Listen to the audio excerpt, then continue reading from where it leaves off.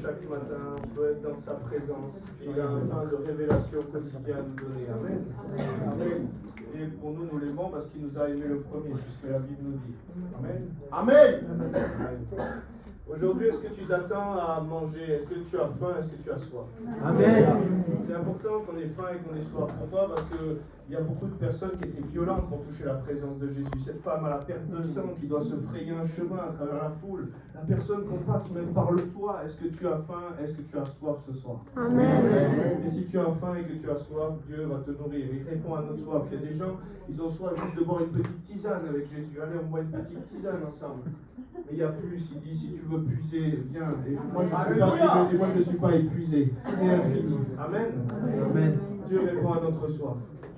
Je vais me présenter un petit peu, mais vous savez, moi j'ai vu à Madagascar, je suis missionnaire, je vais expliquer un peu ce que Dieu a fait dans ma vie. Mais j'ai vu une personne faire 3 jours de marche, pieds nus, prendre des transports, venir de l'autre côté du pays à Madagascar pour toucher le banc de la robe de Jésus à une réunion. Et la personne, elle arrive, et puis je vois son œil, il n'y avait pas d'œil, c'était une espèce de peau morte, noire, ça ressemblait à rien du tout. Et puis je me suis dit, waouh Seigneur, qu'est-ce que je peux faire? Et puis j'ai simplement eu un tout petit peu de foi, comme un grain de moutarde, mais lui, il avait la foi qui rejoignait mon manque de foi derrière. Et alors que je priais un petit peu religieusement en disant, oh, Seigneur, fais quelque chose, tu vois, il a fait 3 jours de marche et tout ça. Quand j'ai enlevé la main, l'œil de la personne s'est recréé, tout a repris. Amen. Est-ce que tu as faim? Est-ce que tu as soif ce soir? Amen. Est-ce qu'on est prêt à faire 3 jours de marche pieds nus pour toucher la présence de Jésus? Amen. Vous savez, des fois, on me dit, allez, c'est bon, ça fait une demi-heure qu'on loue Dieu, allez, mon frère, ma soeur, au revoir, mais Dieu, il a plus. Amen. Amen. Vous savez, des fois, on le met, on lui dit, je te donne tout, mais je te donne tout dans ces 2 heures. Est-ce qu'on lui donne réellement tout? Et plus on lui donne tout, et plus on lui laisse la place, plus lui veut passer, est-ce qu'il ne veut pas tout prendre? Amen. Ok. Donc, moi je me présente, je m'appelle Cyril Cerdan. Je ne suis pas tombé dans la marmite chrétienne quand j'étais petit. Voilà, moi j'étais plutôt du côté obscur de la force, il y en a qui connaissent les références. Voilà, donc moi quand Dieu est venu me toucher, je suis d'une famille du côté de mon père, catholique, espagnol, de tradition, et pour moi c'était les mariages, les enterrements, mais il n'y avait rien qui m'amenait la vie dans ce truc-là, et pour moi la foi c'était une béquille qui aidait les gens faibles dans leur vie. Moi, j'avais pas besoin. Et donc, j'ai fait ma vie et je viens de la lignée du boxeur Marcel Cerdan. Donc, voilà. Je ne sais pas s'il y en a qui connaissent. Ah oui, quand même. Et Cerdan, c'est Cerdan. On a perdu le A en Algérie, à la naturalisation française, mais c'est un prénom espagnol. C'est un nom de famille espagnol qui vient de Cerdan. Il y a Cerdanya, côté catalan. Et donc c'était le bombardier marocain, mais il faut savoir que toute la culture de ma famille, c'était on élève des petits champions, et donc on est prêt à les boxer s'ils ne performent pas assez bien dans le sport. Et donc Marcel, il a été enlevé des matchs de foot, mis dans les combats, dans les bars, enfant, et puis on a vu qu'il performait. Quand il ne performait pas, son père, il lui mettait un petit peu des coups pour pouvoir l'endurcir.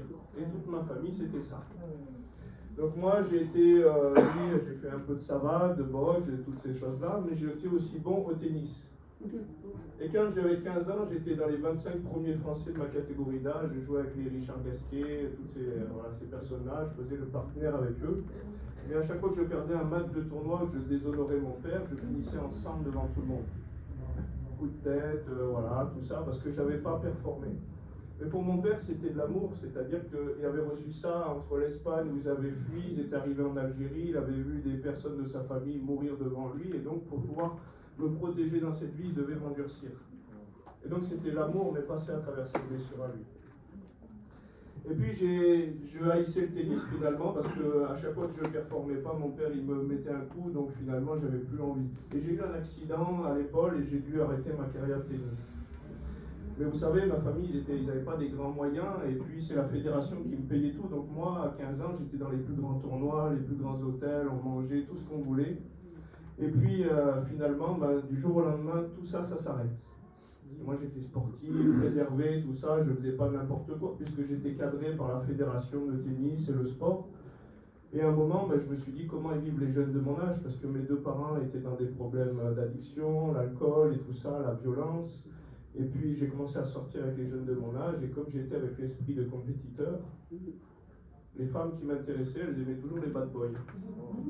Donc pour moi, pour les impressionner, puisque je trouvais ma valeur dans ce que j'étais capable de faire, s'il y a quelqu'un qui se battait, il fallait que je me batte encore plus. S'il y a quelqu'un qui fumait, il fallait que je fume encore plus. S'il y a quelqu'un qui buvait, il fallait que je pousse la personne à l'alcool. Si bien qu'en pas longtemps, je suis devenu de quelqu'un de sportif, à quelqu'un qui était dans les addictions, en train de vendre de la drogue, qui fumait 2 paquets de cigarettes par jour, dans les jours où j'étais en forme, une vingtaine de joints dans la journée. Et comme les joints ne suffisaient pas, j'étais obligé de vendre de la drogue pour pouvoir payer les consommations. J'ai vu que ça rapportait, puis de fil en aiguille, j'ai commencé à toucher à la cocaïne, à l'héroïne, aux produits psychédéliques et à toutes ces choses-là. Et donc, j'ai pas fait les boulots que je voulais faire parce que moi, j'ai pas performé dans les études non plus. Donc, je suis arrivé jusqu'au bac et l'année où j'allais rater le bac, il le donnait à tout le monde, donc j'ai eu le bac. Donc, merci Seigneur, j'ai le bac. C'est tout. Voilà. Et donc, j'ai pas performé dans les études, et puis tout de suite, il a fallu que je bosse. Et donc, les boulots qui s'offraient à moi, c'était faire manœuvre dans les BTP, dans le bâtiment, les travaux publics. Et puis, comme j'étais plutôt doué dans certaines choses, j'ai performé, j'ai eu mes cassettes, mini-pelle, je suis passé chef d'équipe. Après, j'étais à mon compte là-dedans, mais c'était pas quelque chose qui me plaisait. Soulever des bordures de trottoir, on n'avait pas les pinces, on prenait pas les machines pour gagner du temps, économiser de l'argent, on se cassait le dos, on respirait les produits d'enrobés toute la journée, le goudron à 170 degrés, et plus les 2 paquets de cigarettes que je fumais, plus la vingtaine de joints que j'arrivais à fumer en une journée. Et moi, quand je suis passé à la médecine du travail, il m'a dit, mais monsieur, pour un jeune de votre âge, à 20 ans, vous avez perdu la moitié de la capacité respiratoire. Parce que j'avais les poumons crassés. Donc j'ai eu beaucoup d'occasions de mourir, je suis tombé d'un étage la tête la première, en étant complètement sous, j'ai essayé d'escalader pour rentrer dans un appartement, et puis je suis tombé parce que j'étais ivre et tout ça, et j'ai failli m'embrocher sur la clôture avec les pieds. Et je me suis endormi dans ma chute, et quand je me suis réveillé au sol, j'étais encore vivant. Et donc j'ai eu plusieurs fois l'occasion de mourir, je me suis fait arrêter avec la police, une course-poursuite, tout ça, j'ai fini en cellule, j'ai essayé de me pendre et tout ça, et puis le nœud a lâché juste avant que je finisse. Au bout d'un moment, je me suis dit, c'est pas si facile que ça de se donner la mort finalement. Je me suis endormi une autre fois en rentrant par effraction dans un appart parce qu'on était en plein hiver et que j'avais froid dehors, et donc j'ai forcé l'appartement d'un ami, j'ai cassé sa vitre, puis j'ai pillé son frigo et toutes les bouteilles d'alcool qui restaient, lui n'était pas là. Et puis j'en avais marre de ma vie, ma mère allait en centre de désintoxication, mon frère à qui j'avais entretenu sa consommation de drogue, il était dans l'héroïne et donc on n'avait plus de nouvelles, il était devenu SDF. Et donc toute ma famille c'était chaotique, mon père était malade, et moi je me suis dit mais qu'est-ce qui me retient dans cette vie, j'ai rien qui m'attache ici. Et donc j'ai fait plusieurs tentatives de suicide, et ce soir-là je me suis ouvert les veines en me couchant en étant complètement sous. Et quand je me suis réveillé le matin, je dis putain, c'est pas possible, je suis toujours là. Et puis il y avait du sang sur le plafond, des machins, je sais pas ce que j'avais touché, mais il y avait de partout, c'était une boucherie, et je lui ai laissé cet état, l'appart dans cet état à mon ami quand je suis parti, tout le frigo vidé, les bouteilles et du sang partout. Donc il n'est pas resté mon ami bien longtemps. Voilà, donc j'ai commencé à voir que finalement, quand on veut donner la mort, il y a un processus de vie qui est là. Et ça me questionnait, je me suis dit, mais qu'est-ce qui se passe derrière? Pourquoi je suis toujours en vie? Et donc, je continue à chercher, et puis à un moment, j'étais mal dans ma tête, mal dans mon esprit, je voulais mourir, ma famille n'allait pas bien. Et je bosse, et puis je fais les bordures de trottoir, et je pose les trottoirs avec un ami à moi. Et lui, mon ami, c'est le seul à bosser de sa famille, c'est un étranger, et donc il doit travailler, il a des douleurs au dos terribles, il bosse avec une ceinture, et à chaque fois qu'on porte une bordure, il a la lampe sur le côté, le dos qui se bloque, et c'est terrible pour lui. Et là, je vois un gars qui sort de chez lui, on bossait devant chez lui, et puis il vient voir mon ami, il dit, toi, je peux faire un rituel pour toi, je suis guérisseur, et je vais te faire une formule avec ce coton, et ce soir tu vas brûler ce coton, et demain ton mal de dos sera parti. Et moi, toutes ces choses-là, c'était pour moi des tarés, ces gens-là.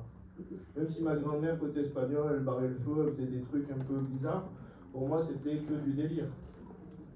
Mais là, je vois ce gars, le lendemain, mon ami, il a fait ce qu'il lui a dit, il a brûlé le coton, et il avait plus de douleur au dos, il pouvait porter les bordures, et je le faisais tourner dans tous les sens. Je lui dis, mais vas-y, t'es sûr, essaye, et tout ça. Qu'est-ce qui s'est passé? C'est pas possible. Humainement, j'ai pas d'explication. Et puis ce gars-là, vous savez, quand le diable il est malin, déjà on est cassé dans notre santé, on est cassé dans notre âme, ça va pas très bien, et puis il voulait aussi me lier spirituellement. Et donc il vient me voir et me dit, toi, il y a quelque chose de spécial sur ta vie. Qui sait qui, quand il est au fond du trou, il a envie de mourir, il n'a pas envie qu'on lui dise qu'il y a peut-être une autre issue et quelque chose de spécial sur sa vie. Mais le diable, il est malin. Il arrive toujours au moment où il faut pour essayer encore de te mettre plus de chaînes. Et puis finalement, je suis rentré chez ce gars parce qu'il m'a dit, viens, je vais te faire essayer un truc et si ça réagit, je sais que je devrais t'initier. Et donc il m'a donné un pendule dans les mains, et quand j'ai pris ce pendule dans les mains, alors je ne bougeais pas mon bras, le pendule s'est mis à voler, à décoller, à tourner, à faire des tours, à retourner. Je me suis dit, mais c'est quoi ce délire? Donc j'ai un pouvoir. Et là est revenu mon côté compétiteur. Donc dans les drogues, j'avais excellé, j'étais performant, j'étais celui qui prenait le plus. Dans les choses de la destruction, j'étais celui qui était le plus fou aussi. Il fallait tuer des personnes avec des armes, des machins. Dieu m'a gardé de beaucoup de choses. Et puis, donc le diable, il me liait aussi dans ces trucs-là, et je suis parti, j'ai commencé à me faire initier dans le magnétisme. Et puis des gens guérissaient. Ils avaient une entorse, ils guérissaient d'entorse. Ils avaient un herpès, ils guérissaient d'un herpès. Ils avaient une tumeur. Mais le problème, c'est que même ces gens, ils me disaient, ouais, si je viens te voir, et j'ai eu des chrétiens qui venaient, ils me disaient, est-ce que tu peux dire au nom de Jésus quand tu fais ces choses-là? Moi, j'étais pas de souci. Jésus, Jésus, Jésus. Est-ce que vous pensez que c'est Jésus qui est passé? Non. Ben non, parce que je ne le connaissais pas. Et la vie, c'est qu'il te connaisse. Et le mot le connaître, c'est une rencontre intime. C'est quand Dieu vient comme un rapport entre un homme et une femme. Le mot, il veut dire ça. Comme une union intime. Je ne l'avais pas rencontré. Donc je pouvais dire Jésus que Paul prêche comme les fils de Séba. On peut se prendre des coups de pied aux fesses par les démons. Mais là, je ne connaissais pas et ce n'était pas Jésus qui passait. Qu'est-ce qu'il fait le diable? C'est qu'il va toujours te donner 10 euros si derrière il peut te voler 100 euros. Donc il te met toujours un peu de vérité. Jésus lui a dit un peu de vérité, mais sorti du contexte, il a essayé de bluffer Jésus. Vous imaginez comme il se croyait fort? Et puis finalement, je pars là-dedans, et puis ce gars, c'est un sorcier, hein, il congèle des personnes avec des photos dans son congélateur, il fait des rituels, et avec le pendule, il arrive à savoir où ils sont, à agir sur tel organe à distance, à faire des choses assez folles. Et puis je commence à m'initier là-dedans, et je commence à avoir des dons. Et puis j'ai des visions qui me viennent quand je touche le pendule, et puis à un moment, j'ai même plus besoin du pendule, je pense à une personne, je sais où il est, ce qu'il fait, qu'est-ce que la personne est en train de faire. Je m'initie plus loin, je fais les tarots de Marseille, j'avais de la famille sur Marseille, je dis allez, je veux tout essayer. Je commence à aller là-dedans, je fais de la mystique juive, je fais de la kabbale, je fais de la méditation, du yoga, et je vais dans les énergies, les trucs comme ça. Et finalement, je suis parti dans tous les chemins, et tous les chemins ne mènent pas à Rome. Hein. Et donc, je suis allé loin là-dedans, et puis j'avais envie d'être le meilleur, d'être le plus fort dans ces choses-là. Parce que je me suis dit, si on doit se défendre spirituellement, moi je veux être le plus fort. Et donc je me suis chargé d'une énergie en faisant de la méditation qui s'appelle la Kundalini. C'est ce qu'on active quand on fait le yoga, les trucs comme ça. C'est un serpent qui vient sur la colonne vertébrale. Mais au début, on croit que c'est nous l'énergie, on croit que c'est nous la puissance. Et au bout d'un moment, toutes les lumières, quand je passais sous les lumières, elles s'arrêtaient, elles vacillaient. J'étais dans les rues, les trucs s'éteignaient. Et des gens qui étaient dans l'occultisme et qui étaient ouverts à ces choses-là, quand je passais à côté d'eux, ils disaient « Oh là là, lui il a une puissance, il est chargé, il y a quelque chose ». Donc j'étais assez loin dans ces choses-là, je pouvais entendre les pensées dans la tête des gens avant même qu'ils aient parlé. Donc c'est pour ça que le parler en langue, il est hyper important, parce que quand tu parles en langue, tu parles à Dieu. Amen. Et dans le domaine de la chair, l'ennemi, il a encore un petit accès. Et j'entendais les pensées dans la tête des gens quand ils parlaient. Et des gens me disaient, mais comment tu sais ça? J'ai même pas encore formulé, j'ai même pas encore dit quelque chose. Et puis finalement, je suis allé plus loin. La méditation, j'ai commencé à faire ce qu'on recherche, c'est-à-dire des sorties astrales. Je ne sais pas si on a qui connaissent ces choses-là. C'est des sorties en esprit hors de son corps. Et tu peux te voyager, voir les gens chez eux, les espionner, faire tout un tas de choses spirituelles. Et donc j'ai goûté ces choses-là et j'ai vu qu'en sortant de mon corps, il y avait des entités qui étaient là, des êtres verts, des êtres grands, bizarres, des espèces de formes un peu démoniaques aussi. Je me suis dit, tiens, c'est bizarre, on n'est pas tout seul. Et j'ai fait des expériences, mais comme je prenais des drogues, parallèlement à ça, à un moment, le diable, il m'a fait croire que j'étais complètement fou et que c'était irréel. Et puis je suis allé loin là-dedans, et au bout d'un moment, le diable, il a réclamé ses droits, et ce qui fait que quand je me levais le matin, j'avais des griffures sur mon corps, des marques ouvertes. Je me mettais devant la glace le matin pour me coiffer, j'avais les cheveux un peu plus longs, et les cheveux se dressaient sur la tête et se mettaient en train de tourner comme ça. Et donc j'avais des douleurs sur la colonne vertébrale, j'avais des douleurs dans le corps, donc ça peut paraître fou, mais moi je sais que je l'ai vécu, et pourtant pour moi toutes ces choses-là c'était pour les tarés, quoi. On m'aurait dit ça, j'ai dit vous êtes fous. Et puis finalement, j'allais pas bien, j'étais toujours dans les drogues, j'étais mal spirituellement, j'étais mal émotionnellement, j'étais mal au niveau de mon corps. Et un jour, après une soirée en discothèque, on fait nuit blanche, il y a eu de l'alcool, il y a eu de la drogue. On va pour manger dans un fast-food, et puis sur la route, mon pote conduit, et puis d'un coup, je me sens mal, je commence à me sentir tout électrique, et puis j'ai une douleur sur la cage thoracique, comme de l'électricité qui me traverse, et puis une douleur, mais une douleur terrible. Et puis d'un coup, je vois plus le décor, tout commence à se flouter autour de moi, j'arrive même plus à bouger mes membres, et le dernier mot que je dis à mon ami, c'est défibrillateur. J'étais en train de faire une attaque cardiaque. Et puis finalement, ça allait plus loin, ça a continué, puis d'un coup je suis sorti de mon corps. Mais pas comme dans la sorcellerie.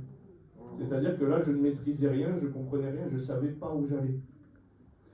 Et donc en dehors j'ai vu que finalement mon enveloppe était toujours là, mon corps, mais que j'étais toujours en vie, mais que je ne savais pas où j'allais. Et j'ai eu peur que ce soit à ce moment-là que je mourrais et sans savoir où j'allais. Et alors je ne pouvais pas parler, mais en esprit, voilà, j'ai pensé, ou quelque chose est venu, et c'est comme si ça parlait. Et puis j'ai dit, en gros, s'il y a un Dieu qui existe, aide-moi. Et si tu m'aides, je changerai de vie. Et puis je ne peux pas dire que j'ai rencontré Jésus à ce moment-là, mais j'ai rencontré quelque chose qui, quand je l'ai invoqué, si vous invoquez mon nom, vous serez sauvés. Je ne sais pas qui j'ai invoqué, mais en tout cas, je suis revenu dans mon corps et tous les symptômes se sont arrêtés. Et puis j'ai commencé à chercher qui était ce Dieu finalement qui venait de me toucher. Et donc des gens ont commencé à venir dans la rue et à me parler de Jésus. Mais pour moi je les prenais pour des tarés, des témoins de Jéhovah. Donc même des fois j'étais un peu violent avec ces gens-là. Je leur mettais des coups de pied aux fesses, allez vous les tarés là, cassez-vous. Et puis ils venaient encore un autre jour, des gens qui me parlaient de Jésus. C'est pas possible ou quoi, ils se sont passé le mot ou quoi, et c'est un gang. Et puis encore du Jésus le jour d'après. C'est pas possible. Du Jésus. Et tous les jours quasiment un rapport à Jésus, un gars qui me parlait de Jésus. Je dis mais c'est pas possible, je suis fou. Et à un moment j'ai commencé à dire à Dieu, fais-moi encore d'autres signes. J'allumais la télé, moi j'aimais bien les films un peu de guerre ou mafieux, des choses comme ça. Toujours quand j'allumais le film, c'était au moment où je le prenais, c'était le gros blanc sur la croix chrétienne qui avait le mafieux autour du cou.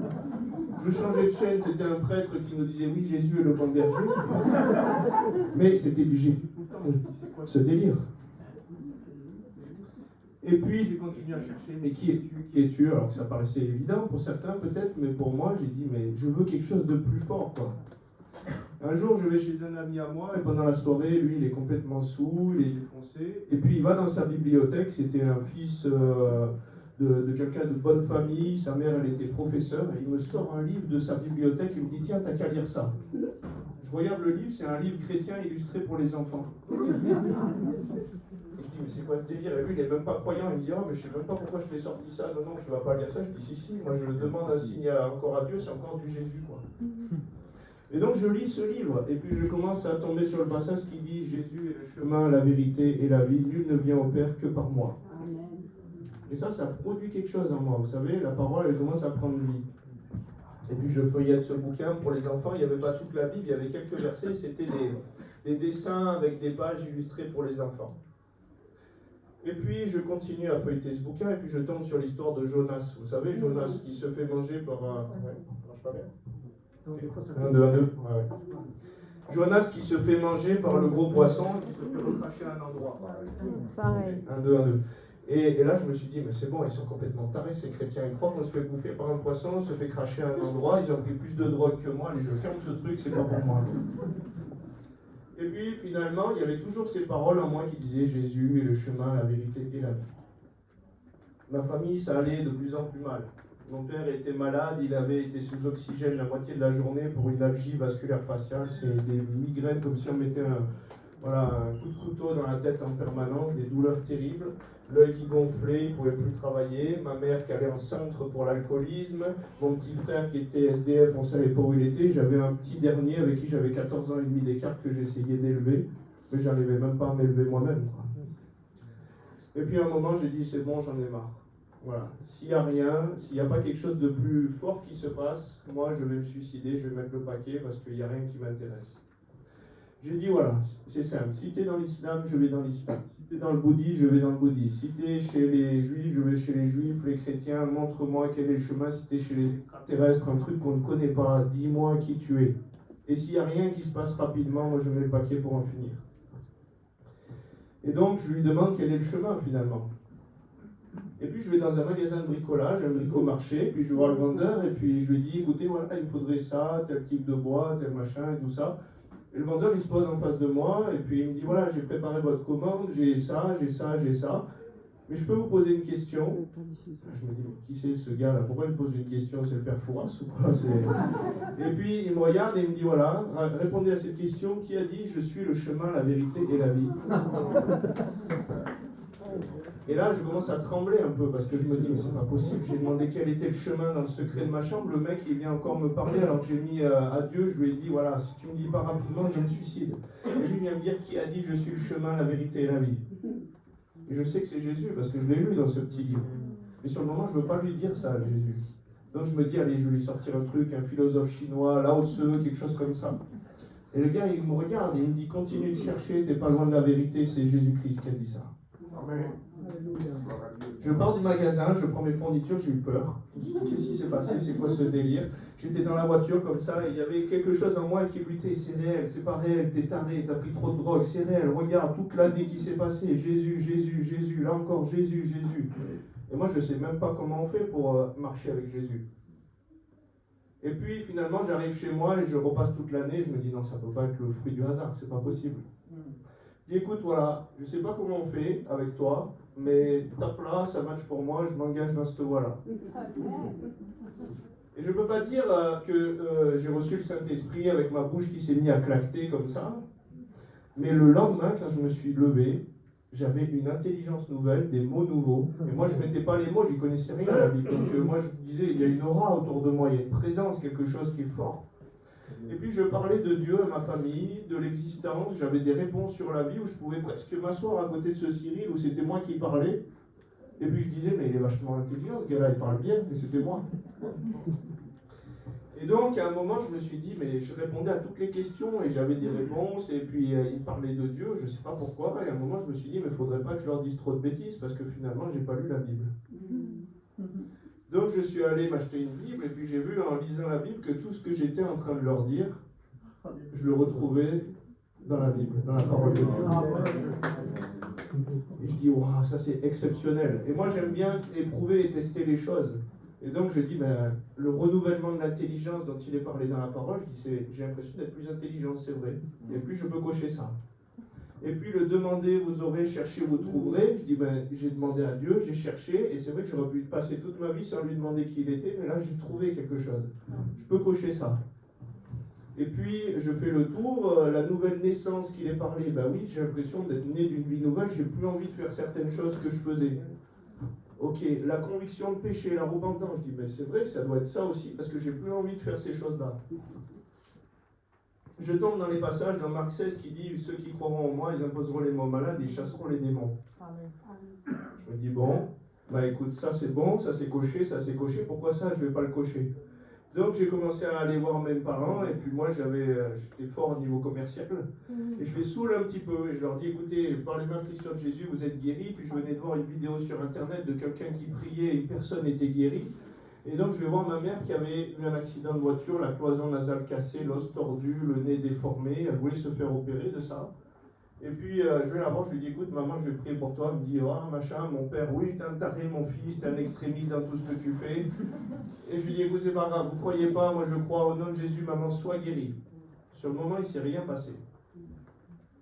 Mais quand je suis retourné la voir le lendemain, je regarde son nez, pendant la nuit, Dieu lui avait redressé l'os, le cartilage, la cloison nasale. Et donc, moi, j'avais pas de mal à croire à la guérison, parce que dans le magnétisme, on envoyait des choses. Mais là, je me suis dit, waouh, ça surpasse tout ce que j'ai pu voir. Alléluia. Et puis, je priais, et puis mon père, il a été malade, et je tombe qu'on peut chasser les démons, et je me dis, par les meurtrissures de Jésus, il est guéri, c'est pas possible, ça peut pas être sa condition, la maladie. Je vais prier pour mon père, et puis je sais pas comment on prie pour la délivrance, donc je tape sur internet, prière de délivrance. Et il y a un gars qui met une formule, c'était un verset de la Bible, je connaissais pas, qui dit, comme la Bible disparaît en face du feu, ainsi périssent les méchants devant la face de Dieu, je te chasse, Satan, de ma vie, au nom de Jésus-Christ. Et moi, je prends ce verset, et puis je crois qu'il faut le répéter le plus possible pour que ça fonctionne, quoi. J'y connais rien. Mais j'avais la foi comme un enfant. Et donc, je saoule mon père un petit peu, il est allongé, il a mal et tout. Je lui dis, écoute, ça te coûte rien, je vais prier pour toi. Je prie pendant 1 heure, il se passe rien. Je vais, et puis je rogne un petit peu avec Dieu, parce que moi j'étais simple dans ma foi, on m'a pas expliqué, machin. Je dis, oh, qu'est-ce que tu me fais là? Tu mens pas, c'est pas possible et tout. Je suis en train de me ridiculiser, de te ridiculiser. Et puis je retourne le voir et je renégocie encore de prier pour lui. Pendant 1 heure, il ne se passe rien. Je me dis, c'est pas possible, il doit y avoir un problème. Puis je tombe sur les passages dans la Bible qui dit, parce que tu n'as tiré que 3 flèches dans le roi, vends ton arc et tire des flèches. Parce que tu n'as tiré que 3 flèches, tu vaincras que 3 fois, il faut tirer 5 ou 6 flèches. Je me dis, allez, c'est pas possible, j'y retourne. Et puis je lui dis, écoute papa, allez, j'avais 203, tu connais le proverbe, ça te coûte rien. Je négocie un peu comme ça. Et puis finalement, il s'allonge, je prie pour lui. Et là, au bout d'1 heure, il ne se passe toujours rien. J'ai la petite boule sur le côté. Je me dis, c'est pas possible, je suis en train de te ridiculiser. Et je continue avec ma formule. Et là, Dieu se glorifie. Il est allongé sur le canapé. Et là, comme ça, alors je tire encore des flèches. Il commence à sauter du canapé, à faire des bonds de 30 cm, tout son corps. Il retombe. Il retombe. 2 fois, 3 fois. Et il retombe. Le chien à côté de mes parents, il tombe par terre, il commence à manifester, il se met à vomir. Mon père est guéri de la givre vasculaire faciale, le chien est délivré, il a changé de comportement. Amen.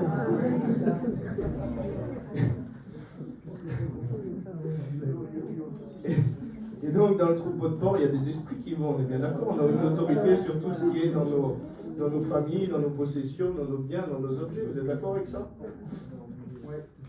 Amen. Amen. Une fois, et je fais une petite parenthèse, il y a un chat qui vient, je dors chez des personnes et la femme qui l'a laissé dans cette maison, c'est une ancienne prof de yoga. Tous les matins, je me réveille, le chat, il m'agresse, il me saute dessus, il me griffe dans tous les sens. Moi, je lui mets un peu des coups de latte dans l'amour, quoi, et puis je ne pas qui me... Et à un moment, le chat, il revient, et je me dis, oh, c'est pas possible, ce chat, il est fou, quoi. Il y a un problème spirituel, il avait un œil qui partait de traviole, comme ça, je me dis, allez, je vais le délivrer de l'esprit du yoga qui est venu par cette femme qui l'avait avant. Le chat, il part en délivrance, il se met à trembler comme ça. Son œil qui était tordu revient droit et il a été changé complètement de comportement. Ça va? Donc tout ça pour dire, voilà, j'ai commencé ma vie chrétienne comme ça. Je ne savais pas s'il fallait aller voir un prêtre, un pasteur, mais Jésus nous a donné sa vie pour pouvoir passer par la porte, avoir une relation avec le Père. Vous êtes d'accord avec ça? Amen. Le tout, c'est pas d'être dans un système religieux où peut-être il n'y a pas la vie. Le tout, c'est de pouvoir avoir une relation avec le Père. Amen. Que j'avais jamais ressenti quand j'allais dans l'église catholique pour les mariages, les enterrements, les cérémonies. C'était... Moi, ça ne me portait pas la vie. J'avais jamais rencontré ce Dieu-là. Et là, j'avais rencontré Dieu, et c'est lui qui était en train de m'instruire et de me conduire dans toute la vérité. Le Saint-Esprit nous enseignera et nous conduira. Vous êtes d'accord? Amen. Et puis j'ai demandé à Dieu de mettre des personnes sur ma route qui vivaient des choses comme ça, parce que pour moi c'était complètement fou. Et puis un jour il touche un ami sur Facebook, je vois, il met un verset de la Bible, et ce gars, je finissais toutes les bouteilles avec lui en fin de soirée, c'était un des plus terribles, et puis là il met un verset de la Bible. Je lui dis, mais qu'est-ce qui t'arrive à toi? Tu te moques ou quoi? C'est quoi le problème? Il me dit, non, figure-toi, j'allais me suicider, mes parents sont 2 anciens junkies qui ont rencontré Dieu, mais moi leur Dieu je ne l'avais jamais rencontré, ils m'ont consacré quand j'étais petit, mais moi j'ai fait ma vie sans toutes ces choses-là, et au moment où j'allais mourir, j'ai fait la rencontre avec Dieu. Amen. Et c'est lui qui m'a amené après dans le milieu évangélique, et c'est là où j'ai rencontré le Saint-Esprit, d'autres personnes, le parler en langue. J'ai rencontré mon père dans la foi, j'ai pu être formé.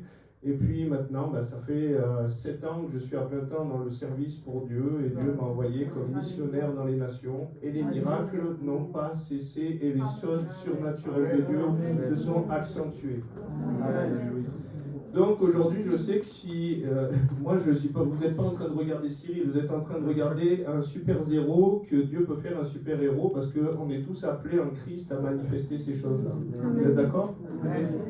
Mais moi, si je misais sur moi avant, vous avez compris, j'étais un zéro pointé. Moi, j'allais dans tout ce qu'il fallait pas faire. Je pouvais me présenter devant le diable, il m'aurait dit 20 sur 20 ma copie. Donc aujourd'hui, simplement pour vous dire, je vais vous passer une petite vidéo de ce qu'on peut vivre quand on fait confiance. On fait confiance à Dieu.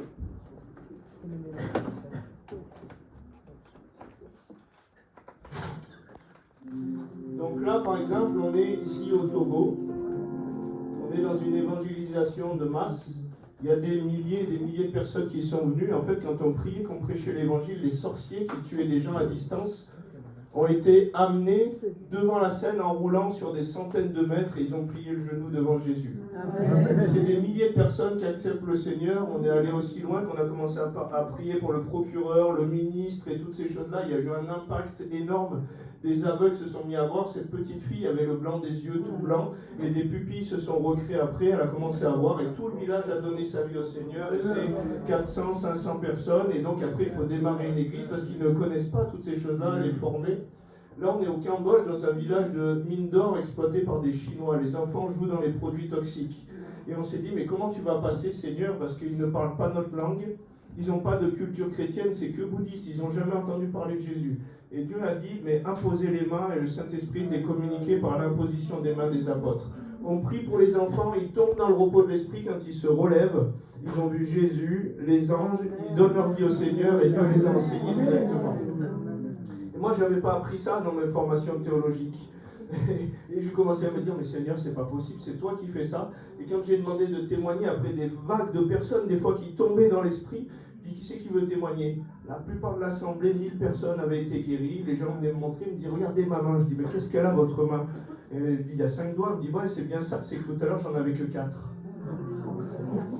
Donc le mouvement du Saint-Esprit, la manière de Dieu dont il veut passer, regardez ces enfants, 8 ans, 10 ans, en pleurs, en repentance. Moi j'avais fait presque tout ce qu'il ne fallait pas faire, eux ils n'ont rien fait par rapport à moi, mais le Saint-Esprit les convainc de péché, de justice et de jugement. Transforme les vies. Et cet enfant paralysé qui se met à marcher après la prière, on a un Dieu puissant, il est le même hier, aujourd'hui et éternellement. Regardez, même la présence, quand Pierre il marchait dans l'onction, les malades étaient guéris par son nom, simplement, même sans imposition des mains des personnes. Les gens sont visités. C'est l'onction de Dieu, la Bible elle nous dit, qui brise le joug. Mais les choses s'accueillent de Dieu et on peut passer à côté parce qu'on n'est pas ouvert à certaines choses. Et c'est pour ça que Jésus il dit, par vos traditions, vous annulez ma parole aux religieux, aux pharisiens. Et Dieu attend qu'on lui ouvre la porte. Il dit dans l'Apocalypse, je me tiens à la porte et je frappe. Et si tu entends ma voix, est-ce que tu ouvres? Est-ce que tu le laisses faire tout ce qu'il veut faire? Des fois, on lui dit, je te laisse toute la liberté. Et Dieu veut commencer quelque chose et on se raidit et on contrôle et on ne le laisse pas aller. Mais l'amour se propose, il ne va pas s'imposer. Et donc, dans ces assemblées où on a dit, mais Seigneur, c'est pas possible, c'est n'importe quoi. Et bien écoutez, c'est 400 personnes qui ont donné leur vie au Seigneur. Amen. Là, on est en Colombie, dans un village tenu par les gangs, un quartier les plus dangereux, niveau 1. Et en fait, ce qu'il faut savoir, c'est que là, on est sur la place avec mon ami Joachim, et à 50 mètres dans la rue d'à côté, l'autre gang, il veut nous kidnapper, nous agresser et voler le matériel. Et nous, on est en train de prêcher l'amour de Jésus, et les mamans des chefs de gang se convertissent, et ils nous ont accueillis avec les machettes et toutes les armes et tout ça, quoi. Et donc, ils sont en train de nous défendre parce qu'ils ont vu qu'on faisait du bien et qu'on s'investissait socialement, et l'autre gang veut nous agresser. Donc, à 50 mètres, c'est la guerre, et là, nous, on prêche l'amour de Jésus. Il y a un hélicoptère de l'armée qui surveille la zone tellement que c'est dangereux, mais on se croirait dans un film, c'est du délire. Et puis, Dieu se glorifie. La maman qui va se lever de son fauteuil roulant, c'est une maman d'un chef de gang.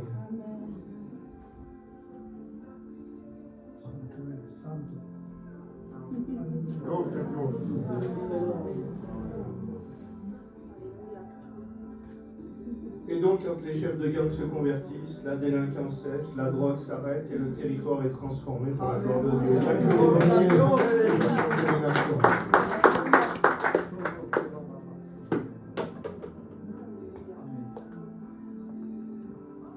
Donc on a vu des paralytiques se lever, des membres repoussés, on a vu des gens transformés, on a vu des assemblées visitées, on a vu des milliers et des milliers de personnes venir à la conversion. Mais ils ne sont pas venus parce qu'on leur annonçait un évangile intellectuel. On n'est pas appelé à être des témoins de Jéhovah évangéliques, on est appelé à démontrer la puissance de Dieu. Paul le dit, l'évangile, ce n'est pas une question de jolis discours, de paroles, c'est la démonstration de la puissance. Sans la puissance de Dieu, ce n'est pas l'évangile parce que le voile se déchire, la révélation du haut vers le bas. Donc ça vient de Dieu, ça ne vient pas de quelque chose d'humain pour essayer de... Ça vient de la puissance d'en haut. Ces enfants, on est en Colombie toujours, on est invité pour la prévention de drogue dans une école et à la fin je leur dis c'est Jésus qui m'a délivré. Qui c'est qui veut recevoir le Saint-Esprit? Tous les enfants. Ils tombaient et ils étaient visités. Et même dans les classes, il y a eu 3000 enfants qui ont été baptisés du Saint-Esprit. Et les enfants, après, quand ils vont vers leurs parents et qu'ils prient loin du Saint-Esprit, les parents sont guéris. Amen. Les enfants ont prié, des gens ont été guéris de sida dans des pays d'Amérique du Sud. C'est le Saint-Esprit, c'est la puissance qui vient d'en haut qui change les vies. Amen.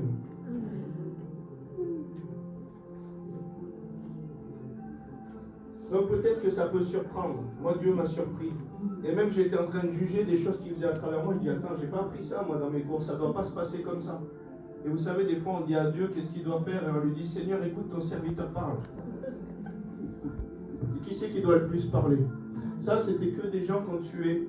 Et comme les prisons, elles sont trop chargées, en fait, ils les mettent dans certains, ceux qui veulent se réinsérer, se désintoxifier, ils les mettent dans des pré-centres. C'est tous des gens qui avaient fait des blasons avec des tatouages de gang, et ils étaient touchés par le Saint-Esprit, tombés en pleurs. Des meurtriers qui avaient déjà 20, 30 personnes à leur actif de tuer.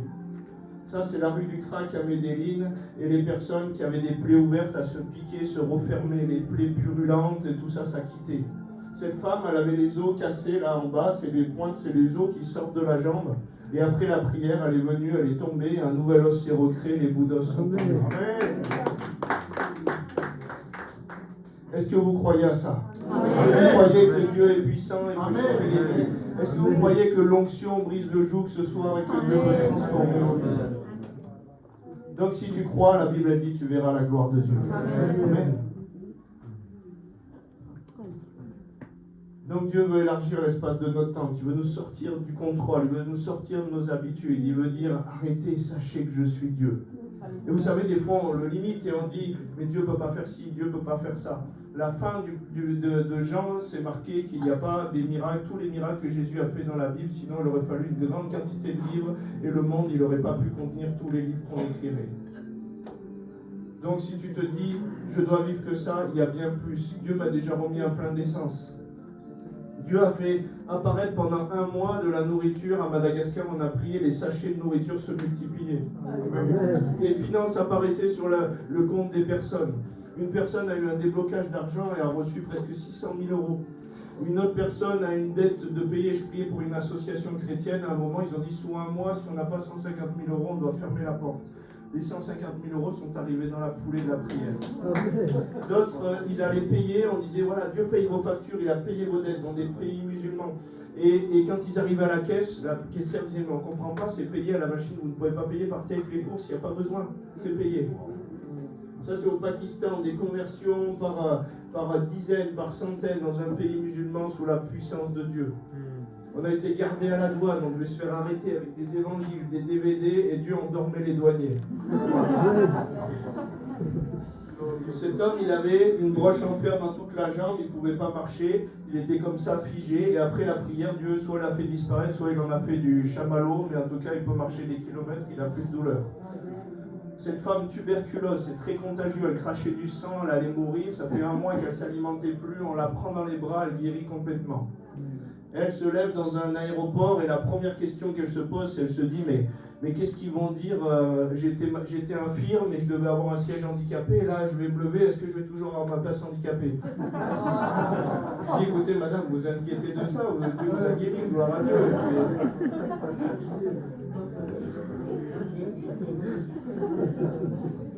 Amen. Ok, je peux débrancher ça va? Donc, ne t'ai-je pas dit que si tu crois, tu verras la gloire de Dieu? Amen. Est-ce que tu crois? Amen. Mais vous savez, des fois, pour pouvoir laisser la liberté à Dieu, il va falloir rentrer dans ce que la Bible elle appelle 1 Corinthiens 1,25, car la folie de Dieu est plus sage que la sagesse des hommes, et la faiblesse de Dieu est plus forte que les hommes. Eh bien, moi, si j'étais resté avec mon cadre, bien religieux, bien fermé, bien étriqué, il y a des choses où j'aurais limité Dieu de passer. Oui ou non? Et vous savez, Pierre dans la Bible, Pierre pourtant il aime Jésus, il a passé du temps avec lui et son maître l'a formé, il était là au quotidien. Et à un moment, Jésus lui dit qu'il doit souffrir et qu'il doit être livré. Qu'est-ce qu'il dit, Pierre? Il passe devant Jésus et il dit non, non, ça t'arrivera pas. Et pourtant, c'était de l'amour humain, c'était son concept humain. Vous imaginez, même son intelligence humaine, son concept humain dans les narines de Dieu, ça sent mauvais. Et il lui dit, arrière de moi, Pierre, parce que là, quand tu passes devant, tu te positionnes en Satan, c'est-à-dire en adversaire à mon plan pour ta vie. Et des fois, c'est ce qu'on fait religieusement. Vous savez, Pierre, selon la loi, il y a des aliments qu'on ne doit pas manger. Vous êtes d'accord avec ça? Et qu'est-ce qui s'est passé? À un moment, Pierre, il doit manger des aliments et puis il ne veut pas les manger. Il dit, mais attends, ça, c'est pas bon selon la loi. Et il lui dit, mais ne regarde pas impur ce que moi j'ai déclaré pur. Et des fois, on est en train de regarder quelque chose avec le regard religieux, avec notre pensée humaine, plutôt que de dire à Dieu, fais ce que tu veux. La Bible, elle nous dit que celui qui est né de l'Esprit, il est Esprit. Le Seigneur, c'est l'Esprit. Et que la lettre, sans la dimension de l'Esprit qui est au-dessus de la lettre, eh bien, tu peux passer dans le décor. Oui ou non? Quand il dit le Fils de l'homme est maître du Shabbat, ça veut dire qu'il est en autorité de la loi. Le Shabbat, c'est ce qui devait amener la finalité des personnes dans le repos. Et lui, il est en train de dire une énormité devant les religieux. Il leur dit, mais je suis au-dessus de ces choses-là. Vous imaginez? Donc vous êtes au-dessus de ces choses-là et le mouvement de l'esprit peut faire que tu vas passer au-dessus de ces choses-là parce que Dieu a déclaré qu'aujourd'hui c'était comme ça. Amen. Oui ou non? Ok. Donc la prédication de la croix, 1 Corinthiens 1,18, c'est une folie pour ceux qui périssent, mais pour nous qui sommes sauvés, elle est une puissance de Dieu. Donc il y a des gens qui vont nous regarder comme fous à cause de nos croyances. Et nous, on va se gêner, on va dire, ah non, il ne faut pas que je parle de ma foi, quand même. Mais il y a des gens qui vont te regarder comme fou, mais pour d'autres, ça va être une puissance et ça va transformer leur vie. C'est pour ça qu'il nous dit, nous n'avons pas honte de l'évangile. Oui ou non? Moi, j'ai bossé avant de devenir à plein temps dans le ministère, dans plusieurs boulots. J'ai pu baptiser des personnes et les amener au Seigneur parce que je n'ai pas attendu d'être dans le ministère pour être dans le ministère. Le ministère, ça veut dire être au service de Christ. Il nous appelle tout le temps, tous, à chaque moment, à être au service. Vous êtes d'accord? Maintenant, après, il m'a appelé à un service pour équiper les saints. Mais vous êtes tous dans le ministère de la réconciliation. Vous devez tous amener la réconciliation de la créature avec son Créateur. C'est notre mandat à tous. Tous ceux qui auront cru en son nom. Amen. Et qu'est-ce qu'ils feront même, tous ces gens-là? Ils imposeront les mains aux malades, et les malades seront guéris, ils chasseront. Est-ce que c'est réservé qu'il y a des ministères pour équiper les saints? Mais nous, on l'a vu, des enfants baptisés du Saint-Esprit. Et même j'ai des amis à moi, ils ont monté des écoles pour les enfants pour leur apprendre la délivrance et la guérison. Et les enfants, ils rentraient chez eux. Oui, il était crié, ils commençaient à chasser, et les personnes étaient délivrées. Je connais un gars en Alsace, il a trouvé toute sa famille, même ses petits-enfants, ils arrivent et puis ils prient dès 10 ans et les démons se soumettent. Amen. Amen. Donc Dieu veut nous amener plus loin. Amen. Dieu veut changer notre culture pour nous faire passer dans la culture du royaume. Amen. Mais vous savez, faute de connaissance, il y a quelqu'un qui l'a dit tout à l'heure, faute de connaissance, Osée 4, verset 6, mon peuple périt. Il y a des choses où quand j'arrive pas à me dire non, ça c'est de Dieu ou ça c'est pas de Dieu, je ne peux pas accepter. Vous êtes d'accord avec ça? Est-ce que vous pensez que la joie du Seigneur, des gens qui se mettent à rire, c'est de Dieu? Eh bien, il y a des gens qui disent non et qui ont dit, il y a certains mouvements où les gens rigolaient, donc non, on ne doit pas rire. Et ils ont tout verrouillé. Parce que, effectivement, des fois, il y a peut-être des gens qui font des choses par la chair et ça amène des choses qui sont peut-être pas bonnes. Mais le problème, c'est que l'ennemi, c'est un imitateur. Vous êtes d'accord avec ça? Il n'a rien inventé. Et moi, j'ai vu en Guadeloupe une assemblée, on commençait à prêcher, Et puis d'un coup, je sais pas, j'ai l'onction de joie qui me tombe dessus. Je me mets à rire et puis je commence à tituber comme à la Pentecôte. Vous savez, quand ils étaient pleins de vin doux. T'es plein de vin doux et quand t'es un peu sous, bah, tu maîtrises pas grand chose, quoi. Tu sais pas ce que tu vas dire, comment ça va se faire. Et puis les gens commencent à me regarder et puis ils sont là. Ils se retiennent, ils sont un peu timides au début, puis ça commence à se déconstiper petit à petit. Les gens commencent à rigoler. Plus franchement, un autre rigole, l'autre tombe de sa chaise, il rigole, l'autre rigole. Toute l'assemblée se met à se marrer. Et puis je fais rien du tout, on est simplement là à se marrer dans la présence de Dieu, on contrôle rien du tout. Et à la fin, je dis, bon, qu'est-ce qui s'est passé? Est-ce que vous voulez témoigner? Les gens, moi j'avais une douleur à l'épaule, j'ai été guéri. Parce que Dieu, il peut te guérir de cette manière-là. Il se rit de ses ennemis s'il a décidé de passer de cette manière. Une fois, j'ai eu une personne, je ne vous ai pas mis toutes les choses folles que j'ai vues, mais on a vu des choses folles. Une personne qui avait un surpoids assez impressionnant, à un moment, elle tombe par terre quand on prie pour elle. Et là, elle se met à se marrer pendant 1h30. Mais là, on est en train de faire le service, et puis elle... Et puis, à un moment, elle se relève, elle a perdu 8 tours de taille, elle a maigri surnaturellement. On va jamais rigoler ce soir.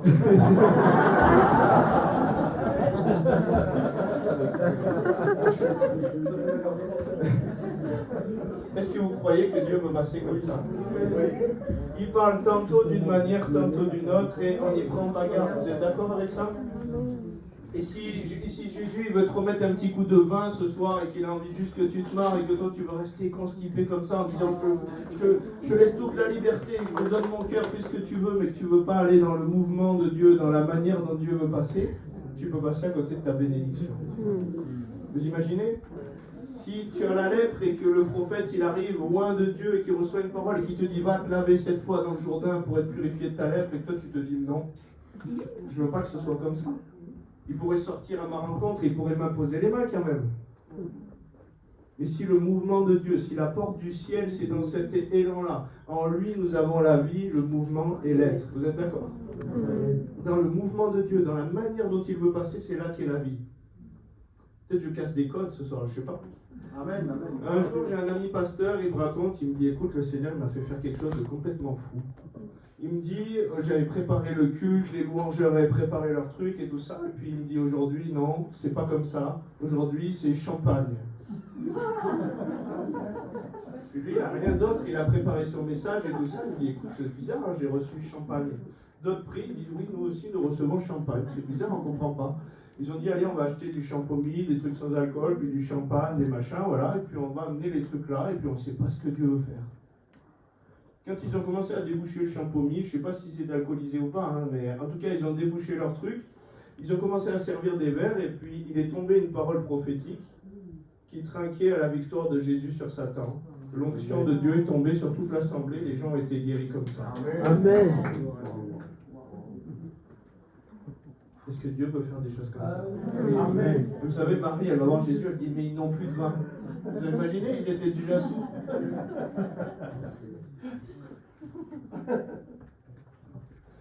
Donc, à des moments, faute de connaissances, moi j'étais en train de me dire, oh, peut-être les gens ils font la comédie, je prie pour eux, ils commencent à... Merci. Je commence à prier pour eux, et puis ils tombent par terre. Et moi j'avais jamais vécu ça. Donc je ne l'expliquais pas. Et je me suis dit, mais est-ce que c'est biblique? Et puis d'autres pasteurs sont venus me dire, non, moi je ne crois pas que ça devrait se passer comme ça. Mais à un moment, j'ai commencé à voir le fruit et les gens convertis et les miracles se passaient. Donc j'ai commencé à faire des recherches. Je me suis dit, bon, il faut que j'arrive à expliquer comment c'est biblique ces choses-là. Parce que si les gens ne s'ouvrent pas, eh bien, à ce que je ne suis pas ouvert, je ne peux pas y mettre foi, donc je ne peux pas l'accueillir. Vous êtes d'accord avec ça? Apocalypse 19, verset 10, je tombais à ses pieds pour l'adorer. Il me dit, garde-toi de le faire, je suis ton compagnon de service, celui de tes frères qui ont le témoignage de Jésus, adore Dieu, car le témoignage de Jésus est l'esprit de la prophétie. Amen. Amen. Donc Jésus, qui est l'esprit de la prophétie, il a fait une guérison d'une manière, il a fait de la salive, de la boue, il a mis sur les yeux, un autre il a dit, va, ta foi t'a sauvé. Il était en train de suivre le mouvement et de faire ce que faisait le Père. Vous êtes d'accord? Donc Dieu nous appelle à fonctionner à l'écoute du Saint-Esprit et à regarder ce que fait le Père faire, sinon sans ça, nous ne pouvons rien. Sans la foi, il est impossible de lui plaire, et la foi, dans Romains 17, elle nous dit, vient de ce qu'on entend, et ce qu'on entend vient de la parole Réma de Dieu. Romains 10, 17. Voilà. vient de la parole Réma. C'est une parole que Dieu nous adresse personnellement. Aujourd'hui, si Dieu ne t'a pas dit de marcher sur l'eau, est-ce que si tu vas marcher sur l'eau, tu vas tenir? Non. Tu dois marcher sur la parole de Dieu, sur le mouvement du Saint-Esprit. Si Dieu n'a rien dit, tu ne vas rien pouvoir produire de ton humanité. C'est pour ça que sans la foi, il est impossible de lui plaire, et la foi, elle vient de ce que Dieu te donne.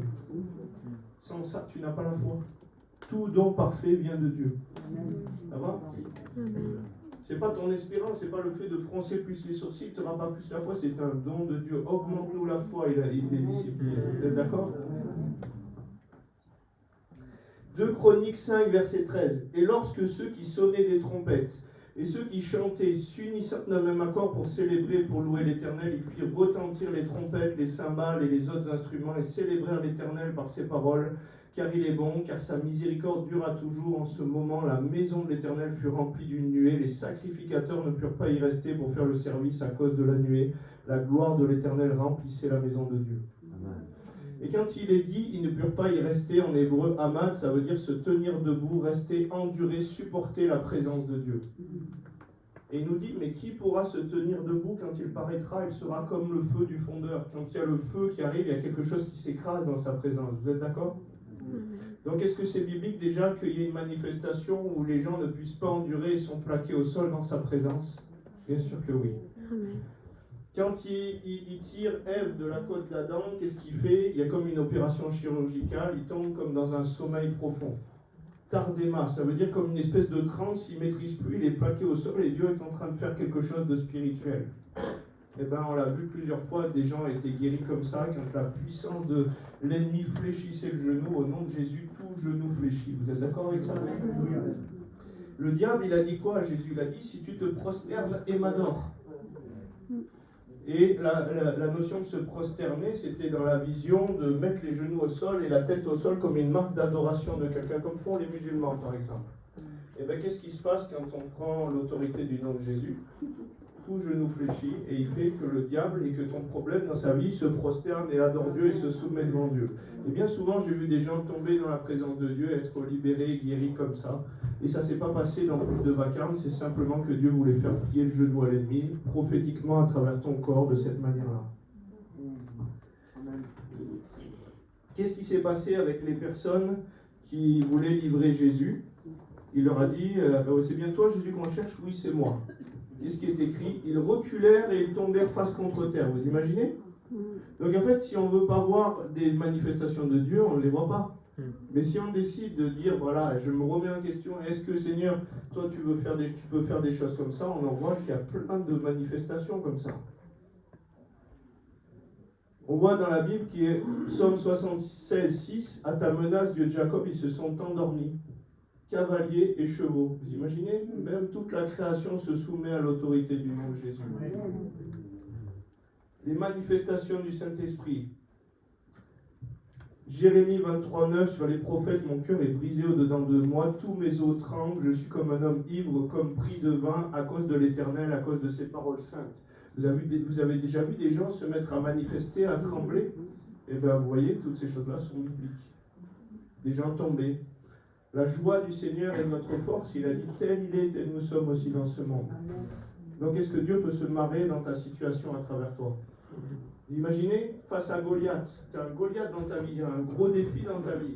Et puis tu as lutté, tu as prié, tu as fait des choses. Et l'ennemi arrive, et il enchaîne, il te boxe, il te boxe. Et puis toi, au bout d'un moment, au lieu de combattre, tu te mets à te marrer. Et bien si Dieu il a décidé de lui mettre un uppercut comme ça. Imaginez face à Goliath, un géant surentraîné, Dieu se marre tellement qu'il envoie un enfant sans armure. Mais Dieu se rit de ses ennemis. Et si Dieu il t'amène à rigoler dans ta situation, parce que c'est comme ça qu'il veut vaincre quelque chose, et que toi tu dis fais ce que tu veux, mais non, tu ne vas pas laisser passer ces choses-là. Amen. Donc tout ça pour vous dire, je ne suis pas en train de faire une méthode, je suis en train d'essayer d'élargir l'espace de l'attente. Pourquoi? Parce que les gens s'attendent à ce que ce soit une imposition des mains qui guérisse, à ce que ce soit une parole de délivrance qui délivre. Et moi, je suis en train de vous dire, c'est le mouvement du Saint-Esprit. Et s'il veut donner une parole de guérison ou une imposition des mains, c'est aussi son mouvement. Mais s'il ne veut pas passer par là, ne t'attends pas à un homme, ne t'attends pas à une manière de faire, attends-toi à Dieu. Amen. Acte 13, 52, tandis que les disciples étaient remplis de joie et du Saint-Esprit. Est-ce que Dieu veut te remplir de joie? À La Réunion, on a fait une conférence aussi, il y a peut-être 200 personnes, et puis les gens ont commencé à goûter à l'ivresse du Saint-Esprit, ils se mettaient à danser, même en esprit comme David, ils étaient saisis, ivres. Il y a un prophète qui était là, il fallait le prendre, le porter, il titubait, il prophétisait sur les gens, et tout ce qu'il a dit s'est arrivé, il était complètement ivre, sous. Et puis on est allé se coucher avec un ami à moi, et on s'est couché dans la joie, on était vraiment sous l'onction, dans un bungalow à La Réunion, et il y avait une dame qui dormait dans un bungalow juste à côté de chez nous. Le lendemain matin, à 8h du matin, on entend cette dame se marrer pendant plus d'1 heure. On va la voir, elle dit, mais qu'est-ce qui se passe? Je sais pas, j'ai eu comme envie de me marrer, j'ai pas arrêté de me marrer, ça m'a libéré de toutes mes oppressions que je vivais en ce moment. Et elle savait pas ce qui s'était passé la veille. Donc l'huile de joie, c'est aussi une onction. L'huile, c'est la symbolique de l'onction. Vous êtes d'accord avec ça? Et quand vous recevez quelque chose et que vous le laissez s'exprimer à travers vous, après, ça se manifeste et ça va s'intensifier comme tous les dons que Dieu nous donne. Dans la Bible, il y a plusieurs mots pour dire danser. Il y a le mot machol, mais il y a aussi le mot choul. Choul, ça veut dire, c'est plus profond encore que danser, ça veut dire tournoyer d'une manière circulaire, tourner en rond, en spirale, chasser, éloigner, transpercer, mettre bas, engendrer, dans les douleurs, se tordre, trembler. Donc des fois on voit des gens qui tremblent, des fois on voit des gens qui sont comme dans des douleurs d'enfantement et qui crient comme un enfantement. Moi ça m'est arrivé, j'étais au Bénin et je dis à Dieu, je dis écoute, fais tout ce que tu veux à travers moi, même s'il y a des choses que je ne comprends pas, je veux te laisser passer. Et puis à un moment je suis saisi, j'ai comme une douleur d'enfantement, alors je suis un homme, mais je sens des contractions dans mon ventre et je sens qu'il faut que je pousse un cri comme d'enfantement. Et d'un coup je fais oh! Et là le pasteur qui m'invite, il me regarde comme ça, les anciens me regardent comme ça, et là des gens commencent à tomber par terre et à être guéris comme ça. Une femme regarde son compte bancaire, elle dit oh, j'ai 1 million de CFA qui est apparu sur mon compte bancaire. Une autre est rentrée chez elle et nous a expliqué le lendemain qu'il y avait une enveloppe avec des billets qui étaient posés chez elle, porte fermée, que ça correspondait à tous ses besoins pour régler ses factures. Si Dieu veut juste libérer un son, au commencement était la parole. La parole de Dieu, l'Esprit de Dieu se mouvait au-dessus des eaux. En hébreu, le mot mouvoir veut dire vibrer. La parole, c'est une fréquence, c'est un son. Et si Dieu veut sonner du chauffard à travers toi, à la dédicace du temple de Salomon, 120 trompettes ont sonné. Quand Dieu est venu baptiser son église, 120 personnes ont parlé en langue. Si Dieu veut libérer un son, si Dieu veut sonner du chauffard, de la trompette autour des murailles de Jéricho de ta vie, est-ce que tu le laisses faire? Donc c'est important aujourd'hui de ne pas cadrer Dieu, de ne pas lui dire ça doit être comme ci, ça doit être comme ça. Moi j'avais toujours entendu dans mes formations, il ne faut pas parler en langue dans l'église si quelqu'un n'interprète pas. Vous avez entendu ça? Oui. Bien sûr, mais le contexte c'est un temps où on s'édifie les uns les autres. Vous êtes d'accord? Mais quand on est dans un temps dans la présence de Dieu ou de prière ou d'intercession, on n'est pas en train de s'édifier les uns les autres. Vous êtes d'accord? Et moi j'étais dans une assemblée à Madagascar en tôle, et puis ça faisait du bruit à l'extérieur parce que c'était que des tôles, et les gens, tout le monde parlait en langue. Et bala. Il y a 3 personnes qui étaient dans la rue qui a dit mais c'est quoi ce brouhaha qu'il y a là-dedans? Ils sont rentrés dans l'église, personne ne leur a prêché l'évangile, ils sont tombés au sol, ils ont donné leur vie à Jésus. Amen. Est-ce que Dieu peut parler encore? Est-ce que Dieu peut faire ce qu'il veut? Amen. Et aujourd'hui, le fait de le laisser faire ce qu'il veut, on a quand même vu 2 résurrections de morts. On a un enfant qui a ressuscité dans le ventre de sa maman, qui n'était pas viable, les organes étaient hors du corps, le masque allait pourrir dans le corps, l'enfant a ressuscité. Et il n'y a pas longtemps, on a une sœur qui était à l'hôpital et qui était morte cliniquement, qui ne pouvait pas marcher. On a prié en église pour elle. Une fois dans un live, je priais pour elle, elle a reçu de l'huile, elle a de l'huile qui sortait de ses mains, de son corps, elle a eu de l'or, des choses surnaturelles qui se sont passées. Elle a ressuscité. Et aujourd'hui, elle est sortie, elle peut marcher et elle n'a plus besoin de fauteuil roulant. Est-ce que vous croyez que Dieu peut faire des choses comme ça? Amen. Et des fois, je me dis, mais est-ce qu'on a conscience de tout ce à quoi on a accès quand on est fils et filles de Dieu? Vous savez, tous ces temps, ça va être sur le fait qu'on est des disciples de Christ. Mais est-ce qu'on fonctionne dans la mentalité, dans la culture du royaume? Est-ce qu'on veut accueillir toutes les promesses de Dieu? Amen. Et aujourd'hui, si on fait un séminaire ou une réunion, pour faire une réunion, vous dites, oh, il a bien parlé l'orateur, hein, franchement, c'était bien. On attend le prochain pour que ce soit bien aussi. Non, c'est pas ça. Eh bien, vous avez loupé le but. Parce que si ça ne sert pas à vous envoyer, si ça ne sert pas à vous activer, si ça ne sert pas à gagner du terrain pour Christ, eh ben on a juste engraissé l'ancien homme et on n'a pas nourri le nouvel homme qui doit se mettre en mouvement. Amen. Donc bon, il y a les douleurs de l'enfantement, il y a tout un tas de choses folles. La folie de Dieu est plus sage que notre sagesse humaine. Vous êtes d'accord avec ça? Je vous raconte, est-ce que j'ai encore le temps de 2 témoignages et après on fera un temps de prière? Ça va? Ok. Donc j'ai un ami qui était invité en Amérique du Sud avec 3 témoignages. J'ai un ami qui était invité en Amérique du Sud et puis à un moment, vous savez, on fait des grandes affiches et tout, on dit apôtre machin qui est venu de France et tout ça. Et lui, il arrive, il a mis son plus beau costume parce qu'il se dit, oh là, il y a des milliers de personnes qui sont là. Donc il a sorti ses plus belles chaussures cirées, tout ça. Et il s'est dit, ce soir, il faut que ça envoie, quoi. Mon ministère ici peut se développer, la gloire de Dieu peut passer, donc je dois être voilà, un bon serviteur de Dieu. On l'appelle, on dit, voilà, l'apôtre Intel est invité. Il commence à monter sur la scène. Et au moment où il arrive derrière le pupitre, il tombe par terre, il s'écroule. Et là, il est tout liquide au sol, il ne bouge plus, il est comme ça en train de trembler. Et il est conscient à l'intérieur de lui, il dit, oh là là, mais qu'est-ce que tu me fais, Seigneur, et tout, c'est quoi ce délire? C'est fini mon ministère ici, on a mis des super affiches, il y a des milliers de personnes, et moi je suis là et je ne peux rien faire. Les gens qui ont organisé la conférence, ils attendent un petit peu parce qu'ils se disent peut-être qu'il veut faire un petit truc, une entrée fracassante. Et puis il est là en train de dire, oh là là, qu'est-ce qui se passe? Et au bout de 10 minutes, les organisateurs ils disent, c'est pas normal qu'il soit derrière le public comme ça. Et donc il envoie des gars pour essayer de voir ce qui se passe. Les mecs qui essayent de le toucher sont propulsés de 5 mètres du sol, ils ne peuvent même pas l'approcher à cause de l'onction. Et puis il est comme ça au sol.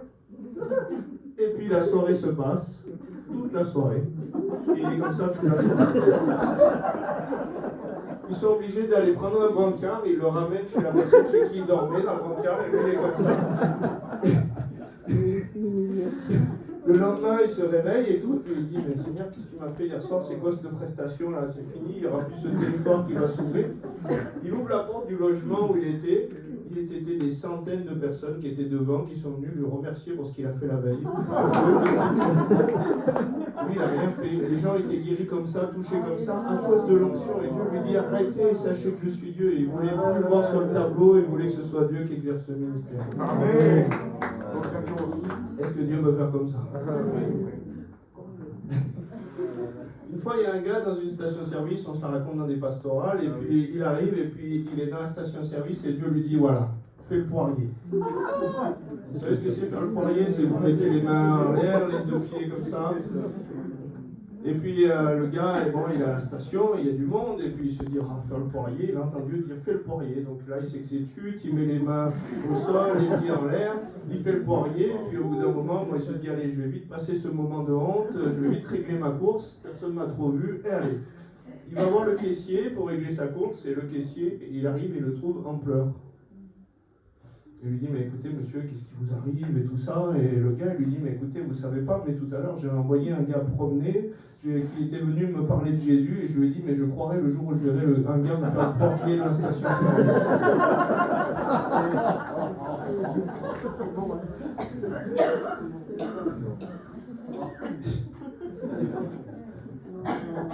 J'étais dans un séminaire, je crois que c'était à Mirepoix, je ne sais pas, c'est pas très loin d'ici, je l'ai vu sur la route en passant. Hein? Mirepoix, il me semble.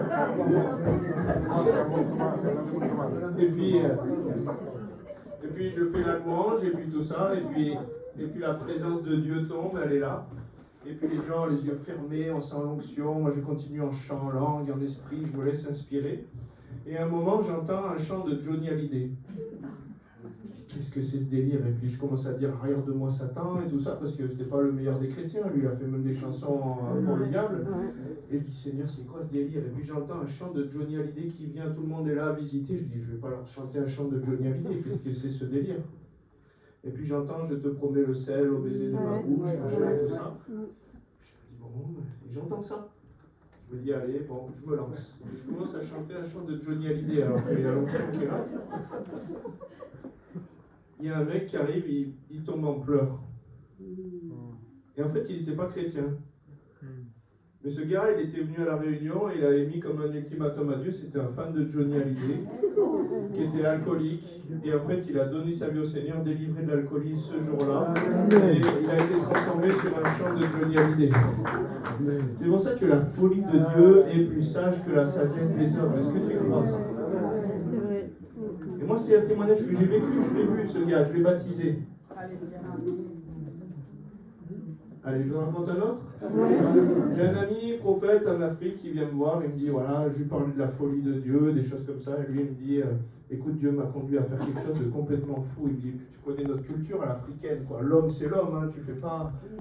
Et il me dit, voilà, on était pareil dans un temps de louange, j'étais en train de prophétiser, l'onction est tombée sur l'assemblée, les gens avaient les yeux fermés. Et puis j'entends le Dieu me dire d'aller voir un homme dans le public.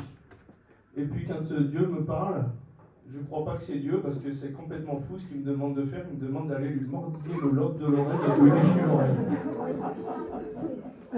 Et alors lui se dit, ça y est, c'est complètement barré, c'est pas possible et tout ça. Et il entend Dieu lui dire, vas-y. Et donc les gens les yeux fermés, ils regardent un peu si on ne regarde pas trop, puis ils se faufilent comme ça. Il se faxe à côté de la personne et puis d'un coup il se met à lui mordiller l'oreille, à lui lécher l'oreille. Et le mec il tombe en pleurs. Et il lui explique derrière, il lui dit mais qu'est-ce qui vous est arrivé, qu'est-ce qui s'est passé? Je lui dis écoutez, c'est ma femme qui m'a traîné ici, moi j'étais pas chrétien. Et je lui dis je ne crois pas à ton Dieu. Et ma femme elle m'a dit mais mets-lui une toison pour voir s'il existe et tu verras qu'il est réel, il va te parler ce soir. Et lui il est allé dans un truc, il dit ben alors si tu existes, fais qu'il y a une référence à ce que ma femme me fait quand on est dans l'intimité que j'aime bien.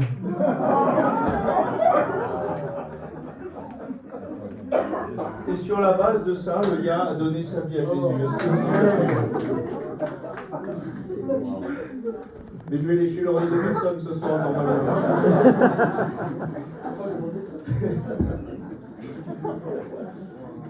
Est-ce que Dieu...